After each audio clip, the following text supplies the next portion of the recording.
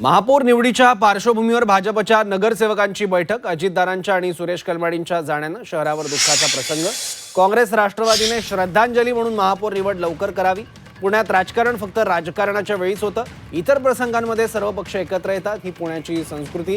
काँग्रेस राष्ट्रवादीला आव्हान आहे की निवडणूक लवकर संपवावी। महापौर उपमहापौर निवडीनंतर कोणताही जल्लोष केला जाणार नाही।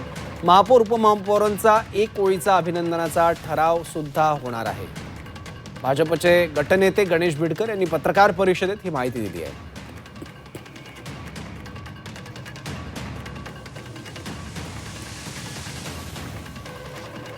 अजित पवारांच्या विमान अपघातांबाबत सर्वपक्षीय नेत्यांकडून संशय व्यक्त केला जातोय। अशातच अमोल मिटकरींनी आता थेट व्हीएसआर कंपनीवरच संशय व्यक्त केला आहे। व्हीएसआर कंपनीनं डिसेंबर महिन्यात आपल्या प्रत्येक पायलटचा तब्बल 50 कोटी रुपयांचा विमा उतरवला होता।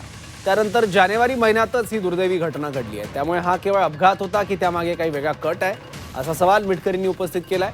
सोबतच पायलटला हिप्नोटाइज करण्यात आलं होतं का, असा सवालही त्यांनी केला आहे। दरम्यान यावर बोलताना संजय शिरसाटांनी अमोल मिटकरींना खोचक टोला लगावलाय। अजितदारा गेल्याचं दुःख कमी आणि आरोपांच्या फैरीत जास्त सुरू असल्याचा टोला शिरसाटांनी मिटकरींना लगावलाय। व्हीएसआर कंपनीच्या संदर्भामध्ये एक माहिती अशी पण येते आहे की त्यांनी त्यांच्या कंपनीत जितके पायलट आहेत त्या प्रत्येकाचा 50 कोटी रुपयाचा विमा डिसेंबर 2025 मध्ये उतरवला होता आणि जानेवारी महिन्याच्या 28 तारखेला अशी दुर्घटना घडली। म्हणजे तो जो पायलट होता त्याला हिप्नोटाइज केला गेला होता का, त्याची क्रियाशक्ती किंवा त्याची मानसिकता, जसं लिट्टेंनी राजीव गांधींची हत्या केली, सुसाईड बॉम्ब स्वतः तिथे बनला होता, अजमल कसाबनी 26/11चा हल्ला करताना त्याला हिप्नोटाइज करून पाठवण्यात आलं होतं, तसं या विमानाचा पायलट जो व्हीएसआर कंपनीच्या विमानाचा पायलट आहे याला असं 50 कोटीच्या विम्याचं आमिष की तुम्ही, कारण स्फोट झालेत विमानामध्ये, स्फोट एकामागून एक झाले, त्याच्यामुळे ह्या अँगलनी सुद्धा तपास झाला पाहिजे। अजितदादाच्या मृत्यूनंतर जे काही दावे प्रतिदावे होत आहेत, काही आरोप होत आहेत, खरं तर याची चौकशी चालू आहे। आणि जेव्हा चौकशी चालू आहे तर त्याच्यामध्ये आपलं काही मत किंवा आक्षेप नोंदवायचा असेल तर आपण तो पोलिसाकडे नोंदवला पाहिजे, त्याला ऑब्जेक्शन नाहीये। परंतु रोज एक अजितदादांचं जाण्याचं दुःख कमी आणि ह्या आरोपाचे फायदे जास्त झडत चालले, ते राजकारणासाठी बरोबर नाहीये। तुम्हाला जागा दिलेली आहे तिथं तिथं मांडा ना तुमचं मत काय असेल ते।